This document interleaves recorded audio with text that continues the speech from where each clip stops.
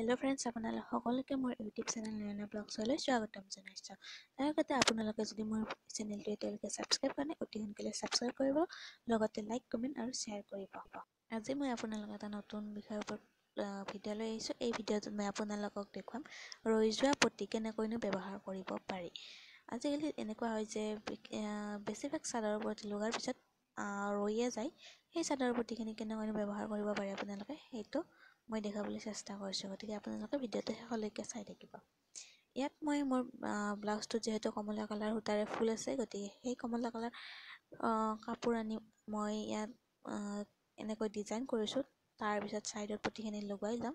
এই ডিজাইনখিনি কেনেকৈনো কৰিছোঁ আপোনালোকে চাই থাকিবচোন ভিডিঅ'টো। মই ইয়াত কাপোৰখন দি কচ কৰি ডিজাইন কৰি দিম, গতিকে কাপোৰখন কচ কৰিলে আপোনালোক কচ যিটো ডিজাইন দিম, সেই ডিজাইনটো দিলে আপোনালোকৰ কাপোৰখন কিমান বহল লাগিব সেই অনুযায়ী আপোনালোকে কাপোৰখন কাটি ল'ব। তাৰপিছত জাপি লৈ আপোনালোকে মূৰটোত চিলাই কৰি ল'ব। চিলাই কৰি আপোনালোকে কাপোৰখন ওলোটাই দিব। এয়া মই কৰিয়ে লৈছোঁ আগতে, গতিকে আপোনালোকে ইয়াতে মই কচ কৰি কেনেকৈ ডিজাইন দি দিছোঁ আপোনালোকে চাই থাকিব।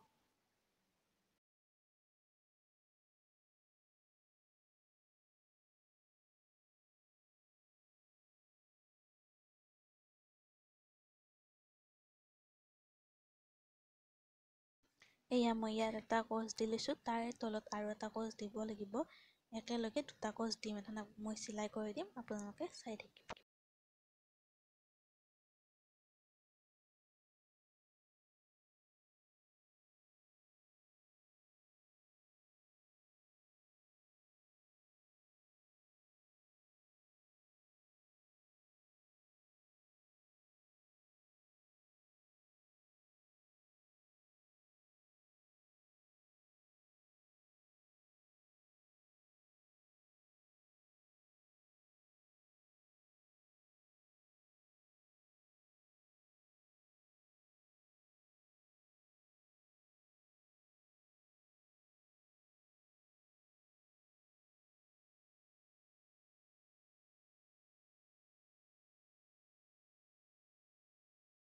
এইবাৰ এইটো ছাইডৰ পৰা উল্টা কৰি কচ দুটা দি ল'ব লাগিব। একেলগে মই আপোনালোকক দেখুৱাই দি আছোঁ।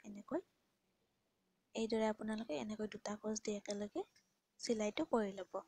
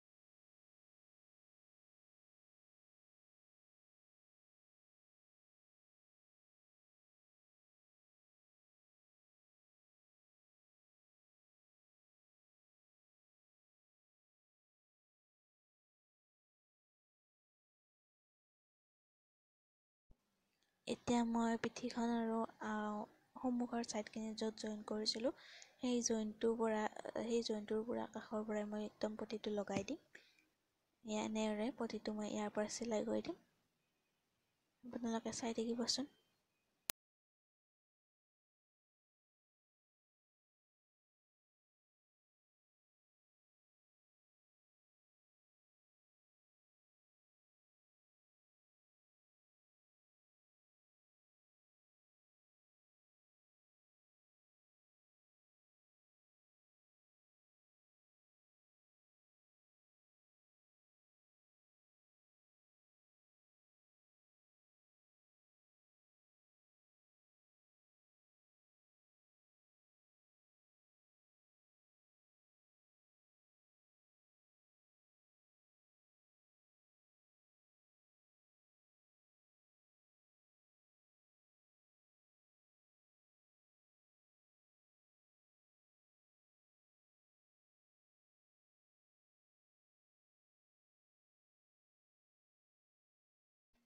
এয়া এতিয়া ব্লাউজৰ ডিজাইনটো মোৰ কমপ্লিট হ'ব এটা সাইড হ'ব আছে এইখিনি হলে কমপ্লিট হ'ব ডিজাইনটো এয়া ব্লাউজৰ ডিজাইনটো কমপ্লিট হ'ল ব্লাউজৰ ডিজাইনটো কেনেকুৱা হৈছে আৰু দেখিবলৈ ব্লাউজটো কেনেকুৱা লাগিছে আপোনালোকে কমেন্ট কৰি জনাব